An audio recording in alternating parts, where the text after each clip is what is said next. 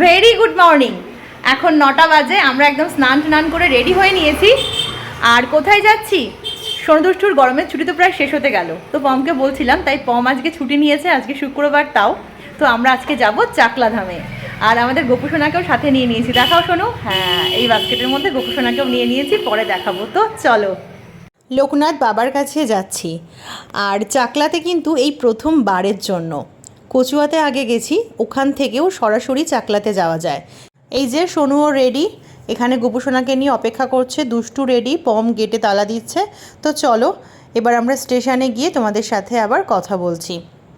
এইটুকু আস্তে আস্তেই পুরো একদম গরম। আর দেখো আমাদের পেছনটা কি সুন্দর সবুজে সবুজ। আর তোমাদেরকে বলেছিলাম যে গোপুসোনাকে সাথে নিচ্ছি, তোমাদেরকে দেখাবো। তো এই দেখো, গোপুসোনাকে একদম স্নান করিয়ে সকালবেলায় একবার প্রসাদ দিয়ে দিয়েছি। আর এই যে এখন একদম সুন্দর একটা নতুন ড্রেস পরিয়ে ভালো করে সাজিয়ে বাসি টাসি দিয়ে এখন আমরা নিয়ে নিয়েছি। আর এই বাস্কেটটার কথা না বললেই নয়, এটা না হলে তো গোপুসোনাকে নিয়ে যেতে পারছিলাম না। আর যেহেতু বাড়িতে থাকবো না, তো আমার সামনের বাড়িতে ভাবছিলাম রেখে যাব গোপুসোনাকে। সেটা শুনে সোনা বলল, মামি তুমি নিয়ে যাও। আমি বললাম বাস্কেট নেই তো। তো ওর সাথে সাথে দুটো বাস্কেট কিনে নিয়ে আসলো, একটা আমাদের জন্য, একটা ওর জন্য। তো সেই বাস্কেটে করেই নিয়ে যাচ্ছি। আর সোনা হচ্ছে আমাদের সামনের বাড়িতেই ওরা থাকে। ওর যদিও বিয়ে হয়ে গেছে, এখন ওর ঠিকানা দমদমে। কয়েকদিন আগে ওদের বাড়িতে পুজোও হয়েছিল, কালী পুজো। সেই সময় সব কিছুই শেয়ার করেছিলাম তোমাদের সাথে। যারা পুরনো ভিউয়ার্স তারা মোটামুটি হয়তো জানো, আর তবু একবার বলে দিলাম। তো স্টেশনে এসে গেছি, এখন টুকটাক কথা হচ্ছে। আর এখানে বুয়ার সঙ্গে দেখা হয়ে গেল। এখন শুধুই ট্রেনের অপেক্ষা। তো চলো, ট্রেন এসেও গেছে, উঠে পড়ি। বেশিক্ষণ লাগবে না, আমরা হাড়োয়াতে নামবো। আর হাড়োয়াতে নেমে ওখান থেকে আমরা ধরবো অটো। তো বলতে বলতে 9টার ট্রেন, তো মোটামুটি ওই 9:30 নাগাদ পৌঁছে গেছি। আর তারপর এই যে এই অটোটা পম ঠিক করেছে, এখানে আমরা মাঝখানে 4 জন বসেও পড়বো। তো এখানে অটোয় ওঠার সময় দেখলাম যে এই পাশে একটা বেশ বড় বটগাছ। তো বটগাছটা দেখে আমার খুব ভালো লাগলো। ভাবছিলাম ওর নিচে দাঁড়িয়ে দু একটা ছবি তুলবো, কিন্তু সময় হয়ে যাওয়ার দরুন আর সম্ভব হয়নি। গাড়িওয়ালা তাড়া দিচ্ছিল যে চলো চলো করে। তো চলো, স্টেশন থেকে একটুখানি হেঁটে এসে ওখানেও অনেক অটো আছে, ওই অটোগুলো অন্যদিকে লাইনে যাবে, আর এই অটোগুলো যাবে চাকলাধামে। তো এই দেখো, চাকলাধামে আমরা পৌঁছে গেছি। এখন একটা যে কোনো দোকান থেকে আমরা একটা বাটা নেব। তো একটা ঝুড়ির মধ্যে করে এই যে এখান থেকে একটা ফুলের মালা পছন্দ করছি। তো নীল আর সাদা এই মালাটাই আমার বেশ পছন্দ হয়েছে। তো নিয়ে নিলাম ওনার হাত থেকে। আর কিছু ফল আমরা অলরেডি স্টেশন থেকে নিয়েই নিয়েছি, মিষ্টিটা আর নেওয়া হয়নি। তো দোকান থেকে মিছরি, নকুলদানা এইসব জিনিস নিয়ে নিয়েছি। তো চলো, এই হচ্ছে মন্দিরের একদম প্রথম গেট। তো সেটা দিয়ে আমরা আস্তে আস্তে ভিতরে প্রবেশ করলাম। আর তারপর এখানটাতে হচ্ছে প্রসাদ গ্রহণ করার কুপন। তো পম ওখানটাতে দাঁড়িয়ে পড়লো। এটা যেহেতু মন্দিরের বাইরে, তো এটাই আগে পড়েছে বলে ওখান থেকে ওটা আগেই নিয়ে নিল। আর ওই দেখো মন্দিরের চূড়া দেখা যাচ্ছে, আর তার সামনেও মন্দিরের প্রধান গেট।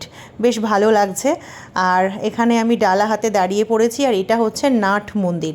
এই মন্দিরটা বেশ বড় আর বেশ ভালো লাগছে। প্রথমবারের জন্য এসে এতটা খোলামেলা অনেকটা জায়গা জুড়ে এই মন্দিরটা। তো সত্যিই মন্দিরে আসা মানেই আমাদের মনটাও ভীষণ পবিত্র হয়ে যায়, খুব ভালো লাগে। তো অনেকেই দেখো নাট মন্দিরে এখানে বিশ্রাম নিচ্ছে। এনাদের হয়তো পুজো দেওয়া হয়ে গেছে, সকাল থেকেই এখানে পুজো হয়। নাট মন্দিরের সামনেও অনেকটা বড় জায়গা আর অনেক গাছ লাগানো আছে। এই দেখো, দেখেছো নাট মন্দিরটা কত বড়। আর এটা হচ্ছে দুতলা, ওপাশ দিয়ে সিঁড়িও আছে। আর এখানেও বাবার মূর্তি রাখা আছে। এখানটাতে জল ঢালা হয়, তবে এখন নয়, সেটা বিভিন্ন মাসে, শ্রাবণ মাস এরকম কিছু মাসে তবে এখানে জলটা ঢালা হয়। তো চলো আমরা এবার আস্তে আস্তে পুজোর দিকে যাই। যেহেতু প্রথমবারের জন্য এসেছি, তো এখানকার নিয়ম কানুন কিভাবে কোথায় পুজো দেয় কিছুই জানি না। আস্তে আস্তে শুনে তারপর এগিয়ে যাচ্ছি। আর এইটুকু এসেই সোনু ভীষণ ক্লান্ত হয়ে পড়েছে, ওখানে বসে আছে। আর আমরা পুজো দেব বলে আস্তে আস্তে লাইনের দিকে এগিয়ে যাচ্ছি। এখানে দুরকমভাবে পুজো দেওয়া হয়, সেটা আস্তে আস্তে আমরা জানলাম। একটা 100 টাকার মূল্যে ভেতরে গিয়ে, আর একটা বাইরে থেকেও পুজো দেওয়া হয়।